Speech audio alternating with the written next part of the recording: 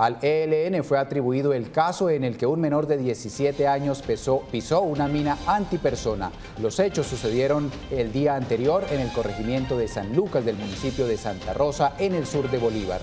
El menor fue auxiliado por personal paramédico del municipio que lo sacó de allí en una ambulancia y lo llevó hasta el casco urbano de la población. El menor fue trasladado por el ejército en helicóptero desde Santa Rosa hasta la ciudad de Bucaramanga, donde los médicos hacen lo posible por salvar su extremidad. Mientras tanto, militares de la Fuerza Tarea Conjunta del Ejército realizan patrullajes en la zona para prevenir a la comunidad y combatir a los guerrilleros del ELN que sembraron esta mina en la zona.